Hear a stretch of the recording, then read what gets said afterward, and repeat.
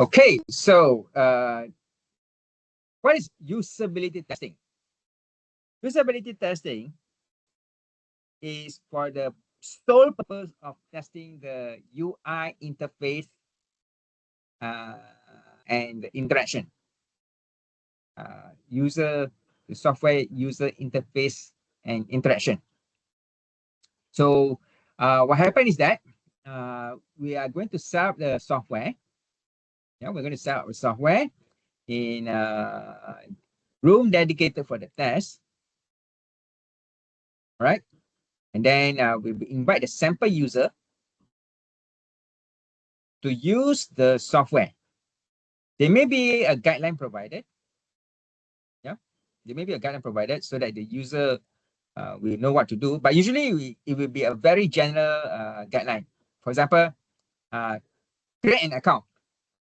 So probably you don't want to, don't even provide the steps. You just want to say, if the user is given the goal to create an account, is she able to do it on her own?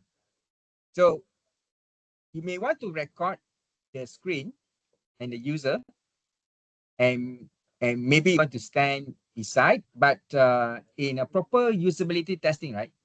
To avoid the sample user from asking the tester probably want to stay behind the glass or a mirror so that the user feel that she is on her own using the system. Then we will see whether the interface design is actually intuitive or not, that the user can use without much assistance. So the objective of this chapter is explain to students how to do usability testing. Mind you, it's not UAT, it's usability. UAT is user acceptance. This is usability. Two examples. What are the basics of experimental design for usability testing and the methods used in usability testing? And finally, the role of field studies in the evaluation.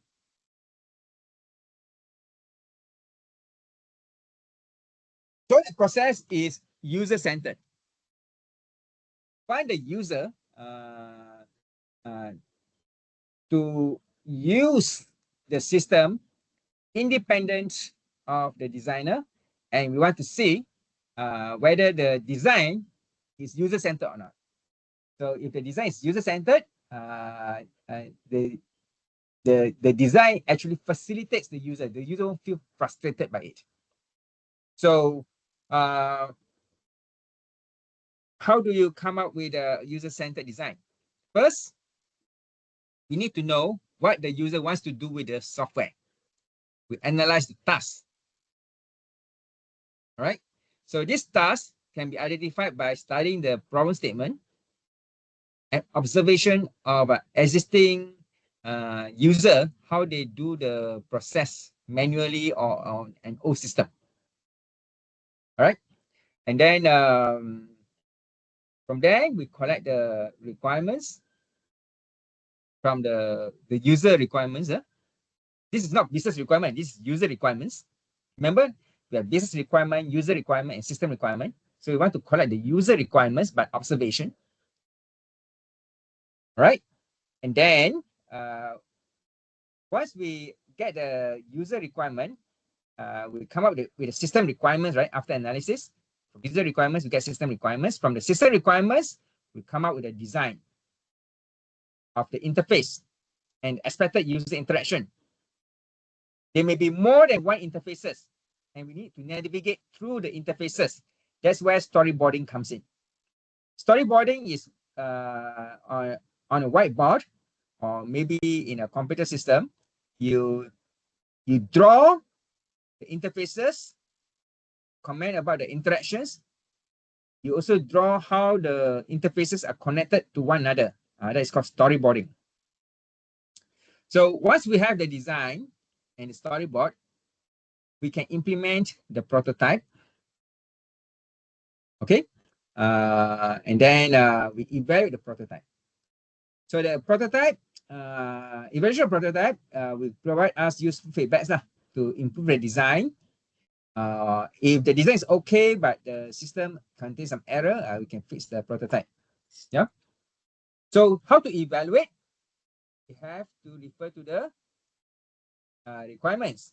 Remember in software testing, V model, the V model clearly shows us that testing is done from the very beginning of the software process. It's not done after the design. It's done from the very beginning, from collecting the requirements and analysis of requirements. Because at that stage, you can come up with a criteria of success. Requirement gathering gives you the criteria of success. Yeah. So criteria of what success? Criteria of the test. What will make the test successful? So you use this information to come up with a evaluation.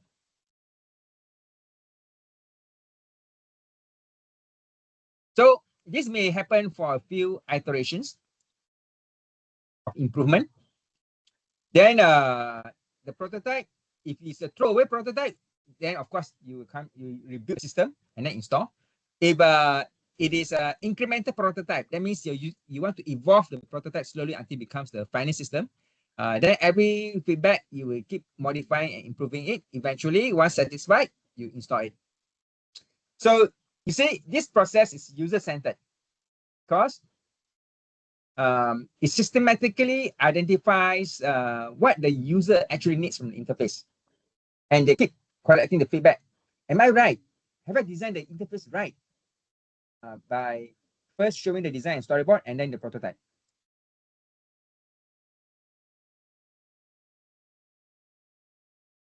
So when we do evaluation of the user, right, this is how you can see the software process of the interface.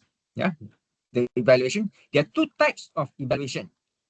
Formative evaluation, the purpose is to collect feedback so we can improve. Repeat, formative evaluation, we evaluate to collect feedback so that we can improve the next version.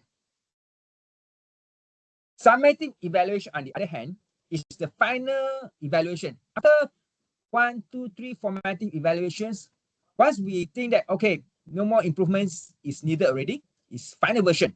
And this summative evaluation is used to indicate whether the project is completed or not. This is usually the user acceptance testing.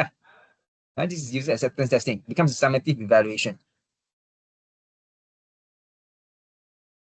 Evaluation approaches. So we can use usability testing. We set up a room, put a sample user there, maybe provide an instruction on a piece of paper. The paper just give high-level instruction, create interface, register a new course, drop the course. It doesn't give the rest of the details how to do it. Yeah, it just give you the goal. And we see how the user responds to that. That one is in an artificial setting because we come up with a usability room. Yeah, usability room. It's like a green room but not green. Green room is for animation, right? But usability room is different. It's to let the user use the system independently. Actually, he's being watched. Yeah, he or she's being watched or recorded. Another option is another complementary approach is by conducting field studies. Now, field studies is different because it's done in a real setting. That means we install the software at the user place and let the user use it at the user's place, not an artificial setting in a test room. Yeah? Then the other one, the third one is analytical evaluation. We inspect the software design, and then we predict whether it's having any issue or not.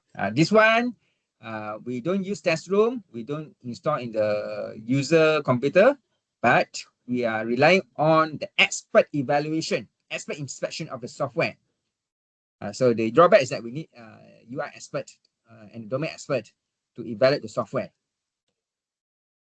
So these are the differences between the three approaches: usability testing in an artificial room, artificial setup room, controlled environment. Field studies in the actual environment. Problem is that we need to get approval from the company, from the user to use his computer or her laptop or network for the testing. And then analytical, where it is done by the expert himself, UI expert, software engineer themselves, and see what could go wrong. Usually, the software developer alone is not enough. Need to refer to the domain expert. For example, if you are developing an interface for the petroleum engineer, a software for petroleum engineer, of course, you have to involve the petroleum engineer to give feedback of the interface, right? You can't do the analysis yourself because you are not the subject expert.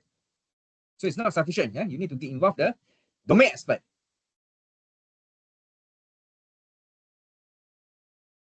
So all these three can be used together, or you can use one of them. Yeah. Usually we use together lah, because there are pros and cons for each. Yeah.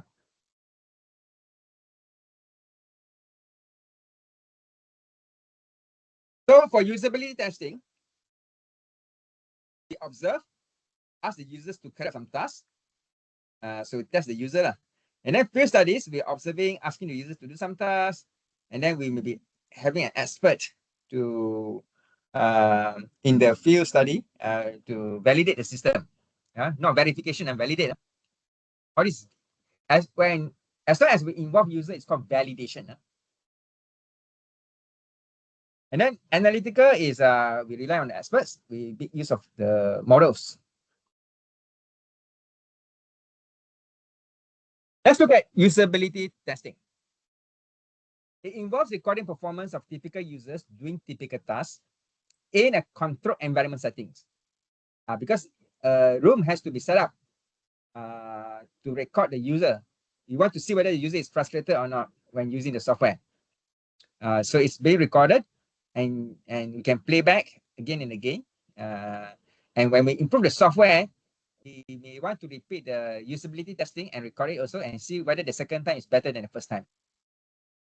The data is used to calculate performance time and to identify or explain errors faced by the user. User satisfaction is evaluated using questionnaires and interviews. So after the usability testing, a part of observation, you can also conduct interview, or we can give the person a set of questionnaire for him or her to answer. Can we combine usability testing and field studies? Usability testing is in a control room. Field study means where we set up the software in one or two of the users' computer and let them use it in the real office environment or real field environment. Field study, the advantage is that it is in a real environment. It's very real. Yeah, it's not in a control room. But then we have missed the opportunity of recording the person because not often it is easy to record people in the field study, because you are doing it in the office, maybe, yeah, in the cubicle. Field study evaluates initial design ideas and get feedback early, make some design changes. Then we repeat the test, but this time using usability test to check specific design features. And then we go back to field study to see what happens and when used in natural environment, and then make some final design changes. So both can be used interchangeably. So as I mentioned just now, usability testing is in a controlled environment. In a controlled environment, it means that they are not, we don't do the testing in the real working place. We set up an empty room. We place the computer there, install the software. We ask the user to use the software. And then behind the mirror or behind the glass, we don't want the user to be aware. There will be evaluators watching the user, whether the user is frustrated or not. So we may use one-way mirror. So the evaluator can see the user, but not the other way around. Okay, this is an example of usability lab. We actually have it here in UTP in block 2. It's not heavily utilized actually, yeah, but we have this kind of usability lab in block 2, level ground level, level 1, level 2, yeah. So as you can see here, these two individuals, they are the evaluators. So they can be they'll be watching the users using the software At the same time, they may be recording it using camera. Yeah?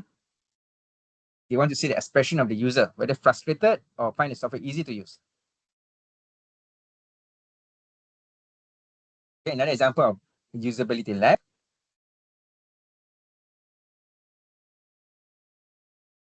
A possible layout of the usability lab.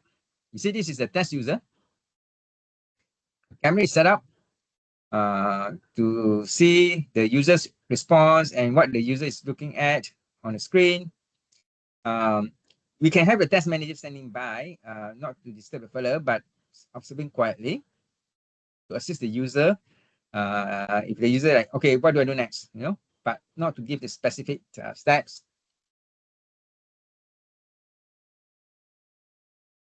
Then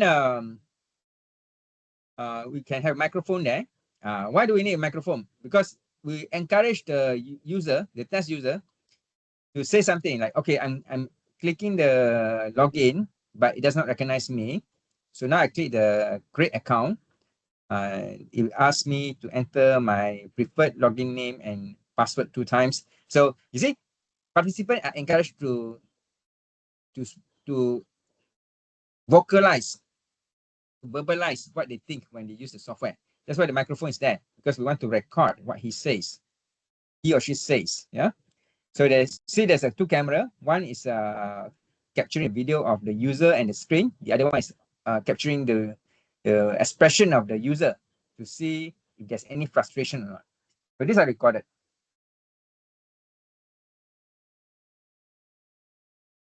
Another very useful tool for usability testing is a device for eye tracking. This device, right, it's actually some kind of some kind of goggles. You ask the user to wear it, but the user, they did not realize that when they are wearing it, all these things like the gaze, the eyes is looking at the address for how many seconds. Number 2, after that they look at the address. Number 3, what does the person look at? Number 3, the person look at the image, and then the headline. You know, so for how many seconds? You see, the decimal point here is showing how many seconds the user is spending time to look at the screen. This will help to decide, you know, which part of the screen is actually useful, which part we probably need to remove because they are not useful. So this eye tracking is usually like a goggle worn by the test user. So when the test user is using it, they won't see this black bubble, you know, and the colorful lines. They won't see it. Yeah, they just see it like a normal website. But the computer is going to record all this.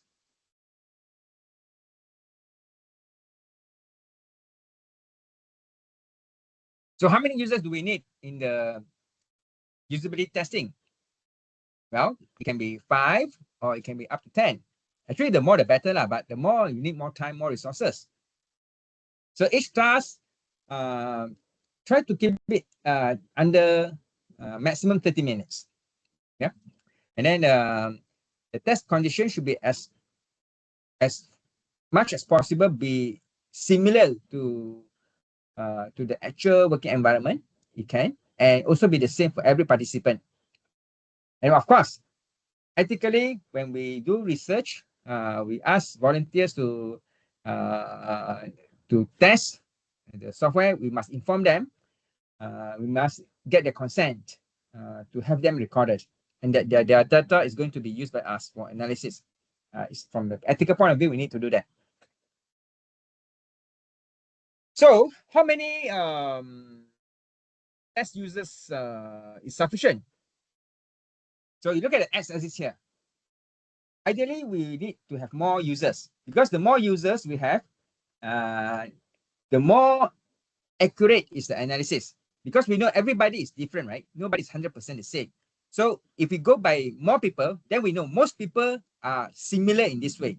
Yes, nobody is the same, but they may be similar in certain way. So the more people, the more evaluators we have, we'll be able to find more problems. And eventually, you look at the graph, eventually more people will be able to find more error. But eventually, having more people won't help already because let's say in this example, look at number 10. Look at number 10 and number 15. 10 users and 15 users, a little bit of difference only. Yeah, this is just a little bit of difference in terms of problems found.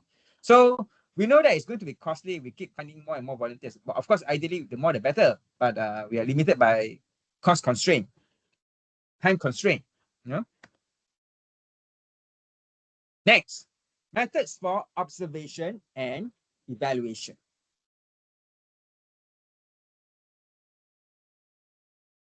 So observation methods involve the investigator to blend in and observe, write down what he or she observes in the working place. It can be a direct observation where the investigator is actually there physically during the task, or indirect, where the investigator is not there physically, but the situation, the usage is being recorded using a video, and then later on only be watched by the investigator. Observational methods is important because it helps us to identify issues early. It helps us to refine the user requirements by collecting both quantitative and qualitative data. It's useful for studying currently executed tasks and processes. So we just observe how the user carries out the task using the software. Frustrated, efficient, you know, is it better than manually done? Usually we compare with manual or the previous system. So observation methods can be think aloud, where we ask the user to say out what they are thinking when they use the software. Yeah. It can be a cooperative evaluation, where the tester will instruct the user to carry out certain tasks. We can analyze the protocol, or we can do a walkthrough after the use case, the usability is done. Now, this walkthrough usually is done by watching back the video because it is post-task. That means after the actual task has been carried out. So the only way we can analyze it is by looking at the videos and analyze them. So I say just now, think aloud is when you perform the task, you ask the user to say out loud. Yeah. So cooperative evaluation, as I mentioned just now, both evaluator and user work together. So the evaluator will be sitting next to the tester, next to the user, and ask and guide the user, and the user can also ask questions. So the advantage is that the evaluator can actually make note every time the user complains. Protocol analysis method is whereby we use paper and pencil and audio recording or video recording to record the observation of the user during the test.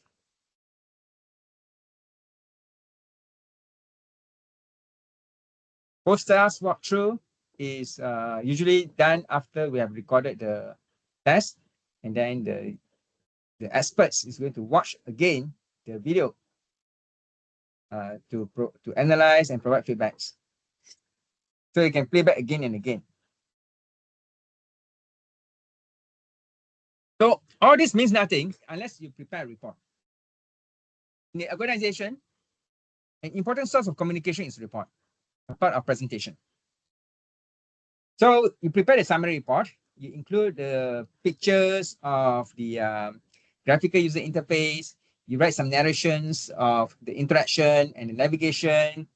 And then after that, you mention how you carry out the usability testing, not UAT, usability testing, which is different.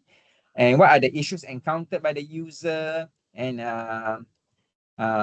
is the same issue being encountered more than one time? If only one time only throughout many tests, then maybe it's just coincident. Maybe the user is incompetent. But if there is multiple times, then definitely it's not the user problem. It's likely the interface design, which is causing the concerns. So you may identify more than one problem, and as usual, you need to prioritize the problem by putting the important one at the top, less important one at the bottom. One criteria of judging whether it's high importance or not is by looking at how frequent it happens. Yeah, so frequency is how frequent the problem happens. After that, after you really understand the user interface analysis, then it's time to develop and implement the user interface. Summary of usability testing. The purpose of usability testing is to identify user interface problem, user interaction problems. It is typically done after the interface design is done, and we want to see how the user uses the software to perform various tasks, whether they have any issue or not. We want to see the issues could be that the user take very long time, or the user makes a lot of mistakes, error rates, makes a lot of mistake. And then we also want to see if there's any qualitative issue, such as the rating, easy to use or not, from rating 1 star to 5 star, easy to use or not, provide comments for improvement, and then what do I observe? So all this data collected are analyzed to identify usability problems. So what is usability testing? It's assessment of usability of system. This is not UAT. UAT is user acceptance test. This is UT, usability testing. Whether the software is learnable, easy to use, flexible, safe, effective. That means getting the job done with minimal effort. Efficiency is getting the job done with minimal effort. Effectiveness means it actually solves the problem. And how does the user feel when using the software? Whether they feel frustrated or edited or indifferent. Usability labs are special purpose labs where we put a sample tester there on the software. It can be a prototype. Give it a task, a set of tasks, and we observe quietly from behind and in front of the user. Usually there's a mirror, one-way mirror, so that the user forgets that he or she is being observed. And